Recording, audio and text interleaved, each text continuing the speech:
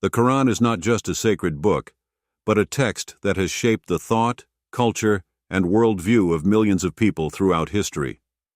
Unlike other philosophical traditions, its message is not presented through logical arguments or structured conceptual systems, but through metaphors, parables, and exhortations aimed at transforming the life of the reader.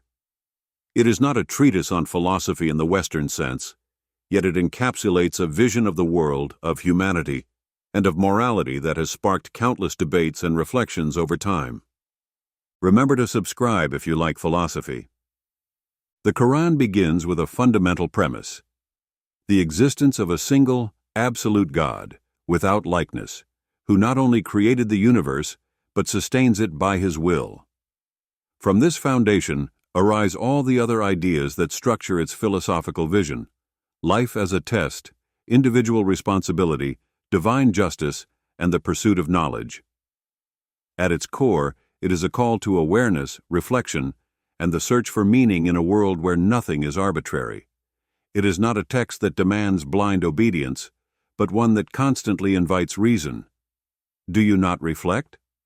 appears repeatedly throughout its pages, both as a challenge to intellect and an invitation to introspection. But beyond its religious dimension, the Quran raises questions that any philosophy must confront. What does it mean to live with purpose? How do we navigate the dilemma between fate and free will? What is true justice? It is not a book that speaks only of the divine, but one that continually returns to the human experience, the daily struggles, and the inner battle each person faces in finding balance between desire and duty. In this sense, its message transcends mere theology, placing itself at the heart of the dilemmas that have accompanied humanity since the beginning. One of the most profound concepts in the Quran is the idea of Tawheed, the absolute oneness of God. This is not merely a theological assertion, but a principle that reshapes the relationship between human beings and existence itself.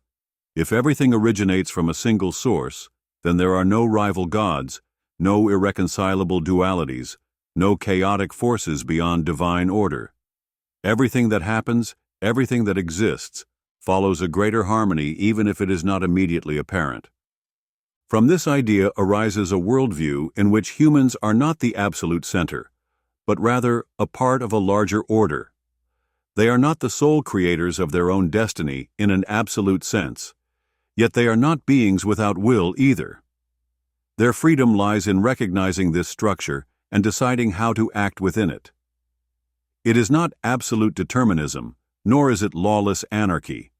It is a balance between autonomy and submission, between action and trust in that which is beyond our control. This concept challenges the way Western thought has understood freedom. In modernity, absolute independence is seen as the ideal, the ability to define our own existence without limits.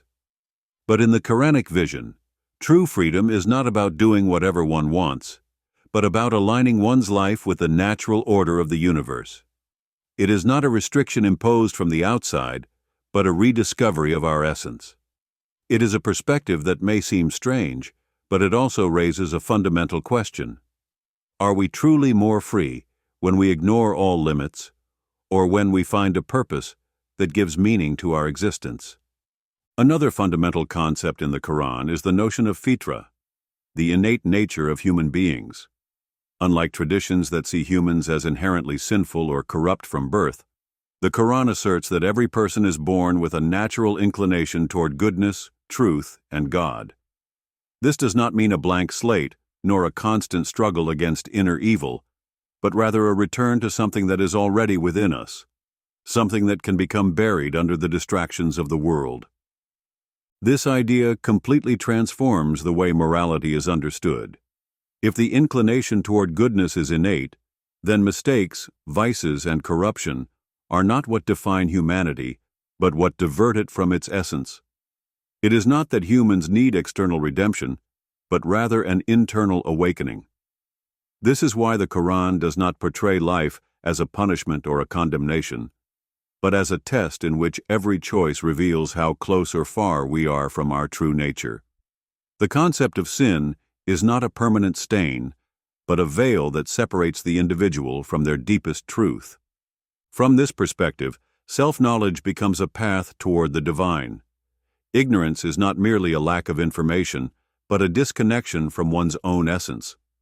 Those who never question themselves, who do not reflect on their existence, who are consumed by worldly illusions, move away from their fitra.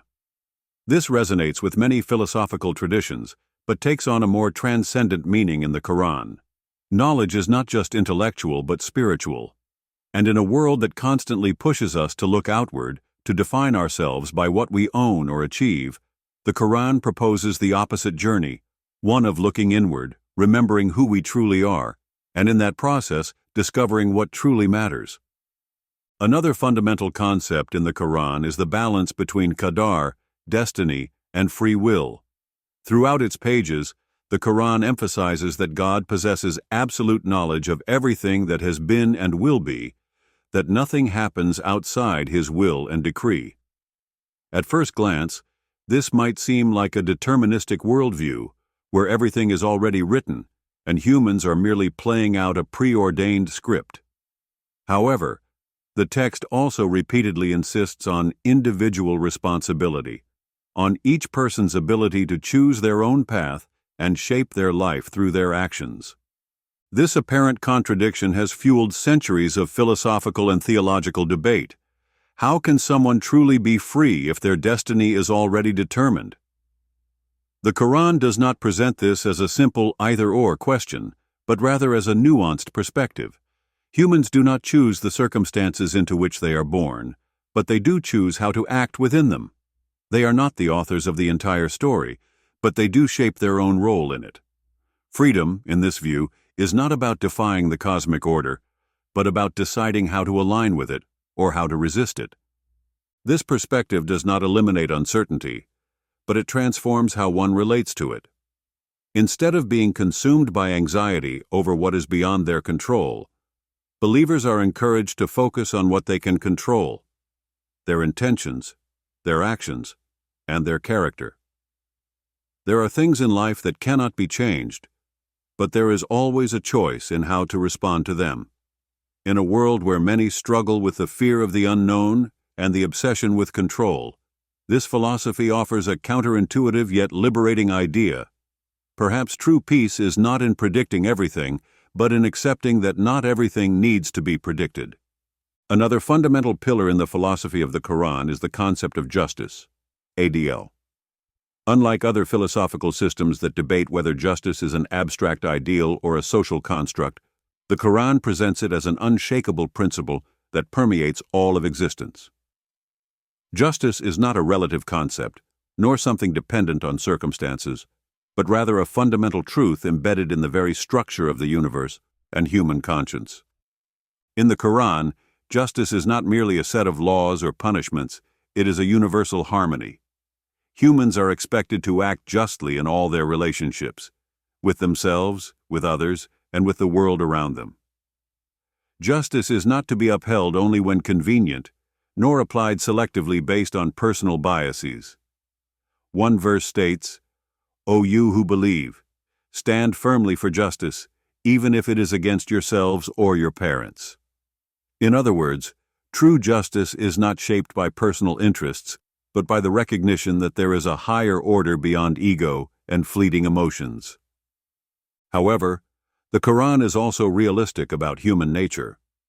It acknowledges that people tend to act out of self-interest, to distort the truth when it benefits them, or to justify their own injustices with sophisticated reasoning. This is why justice cannot be left solely to individual judgment. It requires a constant commitment to truth. It is not enough to claim to seek justice. One must be willing to accept it even when it goes against oneself.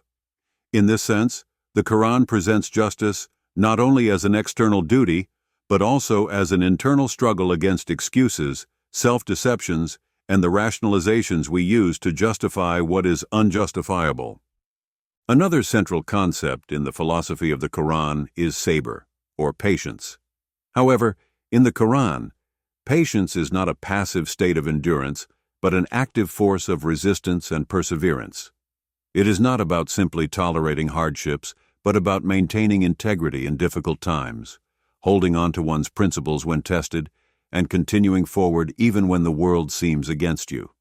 Life, according to the Koran, is filled with challenges, not as a form of punishment, but because trials reveal the true nature of a person. Sabr is not inaction. It is a continuous exercise in self-control, in knowing when to act and when to wait, in resisting despair and refusing to compromise on one's values for the sake of temporary relief. It is a form of discipline that teaches resilience, helping one to navigate adversity with dignity rather than being consumed by frustration or haste. This concept directly challenges modern notions of success and instant gratification. In a world obsessed with speed, where immediate results are expected, Sabr reminds us that not everything needs to happen instantly, that some things require time, and that perseverance is a virtue in itself. It is not just about enduring difficulties, but about transforming them into opportunities for growth. The question, then, is not whether we will face challenges, because we inevitably will, but how we will choose to respond when they arrive. The Quran is not merely a book of laws or spiritual teachings, it is a continuous invitation to reflection. Throughout its pages, it challenges the reader to question their own certainties, to look beyond the immediate, and to avoid accepting reality simply because it has been presented that way. Its message is not one of blind submission, but of an active pursuit of truth. "Do they not reflect?" is a recurring phrase, as if to suggest that the greatest danger is not ignorance itself, but the unwillingness to question and seek deeper understanding. In a world where rigid ideologies and unquestioned beliefs often dominate thought, this call to introspection is more relevant than ever. It is not enough to inherit a tradition or follow a path simply because it was handed down. The Quran poses a challenge: to understand why we believe what we believe, to confront difficult questions, and to be willing to change when the truth demands it. It is not a text that merely states, "This is the way it is," but one that constantly pushes the reader to discover the meaning of existence for themselves.